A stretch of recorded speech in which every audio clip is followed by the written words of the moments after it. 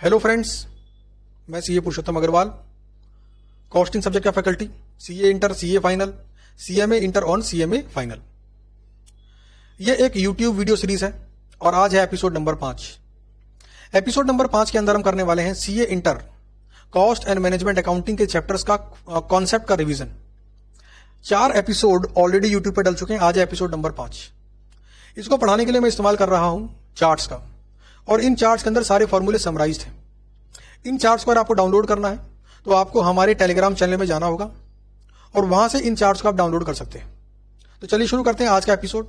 और आज के एपिसोड के अंदर पहला चैप्टर है job and batch costing. Job and batch costing वाला चैप्टर लीस्ट इंपॉर्टेंट चैप्टर्स में से आता है। एग्जाम के अंदर इस चैप्टर से नॉर्मली कम ही पूछा जाता है। इस चैप्टर के अंदर सिर्फ एक ही फॉर्मूला है और वो फॉर्मूला अपने आप में इकोनॉमिक ऑर्डर क्वांटिटी के ऊपर बेस्ड है, मतलब इकोनॉमिक ऑर्डर क्वांटिटी के फॉर्मूले से सिमिलर है। हालांकि कॉन्सेप्ट इज डिफरेंट, बट इस चैप्टर से एग्जाम में कवरेज होने के चांसेस नॉर्मली कम ही रहते हैं। देखो, जॉब एंड बैच कॉस्टिंग, बस यहां पर एग्जाम में ये हो सकता है कि एग्जाम में आपको cost sheet for a job बनाने के लिए बोल दे, cost sheet for a batch बनाने के लिए बोल दे, तो वो तो कॉस्ट शीट मान लेंगे उसको आप। तो कुल मिलाकर इस चैप्टर का अपना कुछ भी नहीं है, सब कुछ इसने उधार लिया है।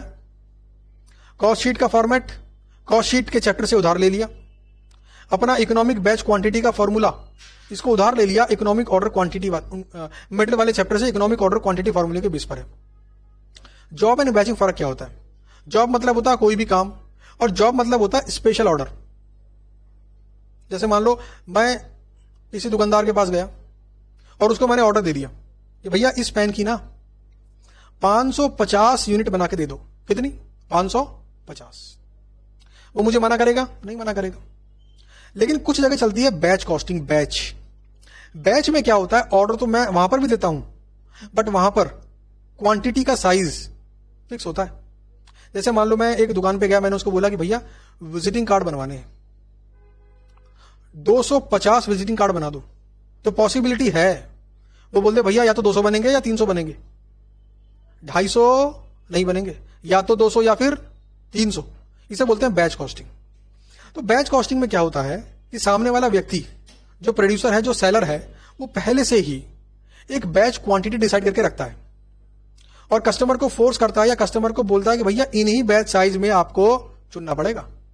अगर आप बोलोगे ना कि विजिटिंग कार्ड 151 बना दो, तो मैं नहीं बनाऊंगा, 200 या 300। तो ये फर्क है जॉब के अंदर और बैच के अंदर। बैच में मुझे लॉट साइज चुनना पड़ेगा और जॉब के अंदर में अपने हिसाब से अपनी क्वांटिटी का ऑर्डर दे सकता हूं। जॉब एंड बैच, ये बेसिक फर्क है। एग्जाम में इसके ऊपर थ्योरी क्वेश्चन आ सकता है, वो 2 नंबर का। अब बात करते हैं जी आगे। इकोनॉमिक बैच क्वांटिटी फॉर्मूला है जी, बड़ा सिंपल फॉर्मूला है। 2 multiplied by annual demand multiplied by setup cost per batch divide by carrying cost per unit per annum, और इसका कर दो स्क्वायर रूट। क्या निकल के आ गया? आपकी इकोनॉमिक बैच क्वांटिटी। यह फॉर्मूला सिमिलर है इकोनॉमिक ऑर्डर क्वांटिटी वाले फॉर्मूले से। यहां पर हम 2 चीजों को मिनिमाइज करने की कोशिश करते हैं। एक तो आपका है सेटअप एंड प्रोसेसिंग कॉस्ट और दूसरी आपकी है कैरिंग कॉस्ट। अच्छा, इकोनॉमिक ऑर्डर क्वांटिटी में क्या 2 चीजें हम मिनिमाइज करने की कोशिश करते थे? एक था आपका ऑर्डरिंग कॉस्ट और दूसरा कैरिंग कॉस्ट। तो बस यही डिफरेंस है चैप्टर के अंदर एग्जाम के पॉइंट ऑफ व्यू से। तो एग्जाम के लिए ये चैप्टर ज्यादा इंपॉर्टेंट नहीं है। कभी कभी कॉस्ट ऑफ जॉब या कॉस्ट ऑफ बैच निकालने के लिए क्वेश्चन बोल देता है, या कभी कभी इकोनॉमिक बैच क्वांटिटी के लिए भी क्वेश्चन बोल देता है कि इकोनॉमिक बैच क्वांटिटी निकाल कर बता दो। अब चलते हैं जी आगे। अगला चैप्टर आपका chapter number 9, contract costing. Contract costing मतलब एक कॉन्ट्रैक्ट मिला, इसे बनने में 1 साल से ज्यादा वक्त लगने वाला है। हर कॉन्ट्रैक्ट अपने आप में यूनिक होता है। एग्जांपल सोचो मनी के अंदर, तो घर बनाने का कॉन्ट्रैक्ट, घर हर कोई अपने हिसाब से बनाता है, हर बिल्डर अपने हिसाब से बनाता है, अपने हिसाब से जीना कहां देना है, छत कितनी ऊंची रखनी है, दीवारें कितनी मोटी रखनी है, बताता है। इसीलिए हर कॉन्ट्रैक्ट अपने आप में सेपरेट कॉन्ट्रैक्ट है। तो यहां पर कॉन्ट्रैक्ट बेस्ड अकाउंटिंग होती है, इसलिए चैप्टर बना कॉन्ट्रैक्ट कॉस्टिंग। ठीक है। अब यहां पे कुछ की टर्म्स हैं। वैल्यू ऑफ वर्क सर्टिफाइड, जो काम पूरे साल में किया गया है, जो काम पूरे साल में किया गया है कॉन्ट्रैक्टर के द्वारा, वो काम की, उस काम की वैल्यू कितनी है, यानी कितना वर्क सर्टिफाइड है, कितने पैसे वो कॉन्ट्रैक्टी से मांग सकता है, उसको बोलते हैं वैल्यू ऑफ वर्क सर्टिफाइड। साल के आखिरी में यहां पर आता है एक आर्किटेक्ट, जो कैलकुलेशंस के बेस पर बताता है, सर्टिफिकेट देता है कि कितना % काम कंप्लीट हो चुका है। अगर मान लीजिए एक कॉन्ट्रैक्ट 10 लाख का है और आर्किटेक्ट बोलता है भाई 60% ये काम कंप्लीट हो गया, इसका मतलब है कॉन्ट्रैक्टर कॉन्ट्रैक्टी से 6 लाख रुपए मांग सकता है भाई। तो 6 लाख रुपए क्या है? Kind of sales. आगे बात करते हैं रिटेंशन मनी। कॉन्ट्रैक्टी पूरे 6 लाख रुपए पे नहीं करेगा, मान लो 5 लाख पे करे, तो वो 1 लाख रुपए क्या है? Retention money.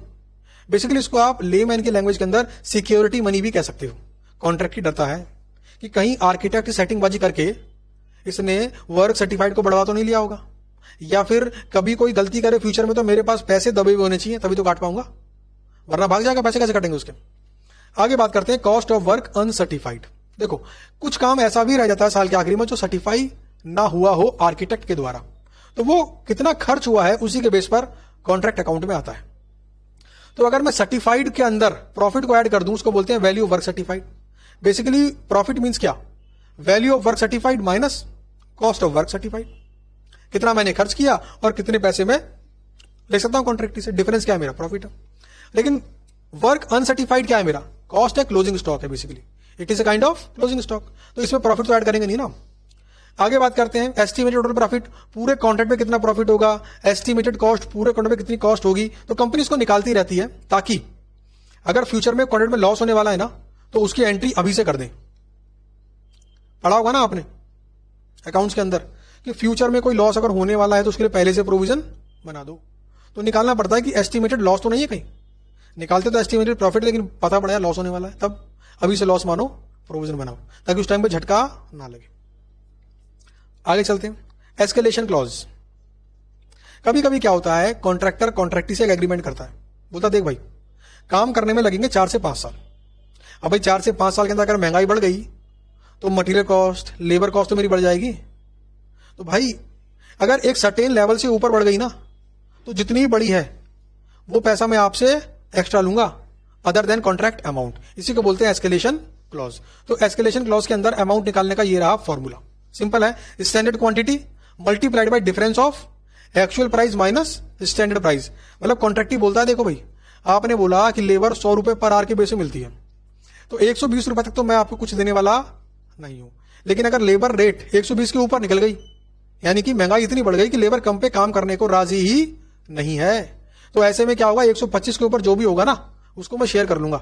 ये डिपेंड करता है कॉन्ट्रैक्टर और कॉन्ट्रैक्टी के एग्रीमेंट के ऊपर। जैसे एट प्रेजेंट की बात करूं तो कोरोना काल के अंदर जो काफी सारे लेबर अपने घर चले गए, अब बिल्डर फंस गया कि भाई काम तो करना है, कॉन्ट्रैक्टी क्या लगा देगा वरना पेनल्टी। अब समस्या ये कि लेबर तो मिल नहीं रही, तो जो लेबर मिल रही है उसी को ज्यादा पेमेंट करनी पड़ रही ताकि भाई काम तो करो। अब ऐसे में अगर कॉन्ट्रैक्टर ने कॉन्ट्रैक्टी के साथ ये एस्केलेशन वाला क्लॉज नहीं डाला होगा कॉन्ट्रैक्ट के अंदर, तो कॉन्ट्रैक्टर की लग गई, यानी उसका प्रॉफिट बहुत कम हो सकता है, इवन लॉस में भी कन्वर्ट हो सकता है। तो ये क्लॉज बहुत जरूरी है। अब ये रही जी कुछ अकाउंटिंग एंट्रीज। अकाउंटिंग एंट्रीज हालांकि कॉन्ट्रैक्ट कॉस्टिंग वाले चैप्टर में आपके एग्जाम में नहीं पूछी जाती, फिर भी अगर पूछ ले तो ये रही सारी की सारी entry. Material issued from stores to contract account, simple है, contract account debit to store ledger control account. Stores को हम कॉस्टिंग में क्या बोलते हैं, स्टोर्स लेजर कंट्रोल अकाउंट। उसके बाद है material purchase directly from supplier and use in contract account, तो कॉन्ट्रैक्ट अकाउंट टू जीएल। यहां पे 2 एंट्री हो गई, ट्रांजैक्शन प्लस ट्रांसफर कंबाइंड। तीसरा है material return to store ledger control account. अच्छा रिटर्न किया है, अच्छा यहां पर एक मिसप्रिंट है, टाइप होना रह गया है स्टोर लेजर, तो ये बेसिकली यहां पर है,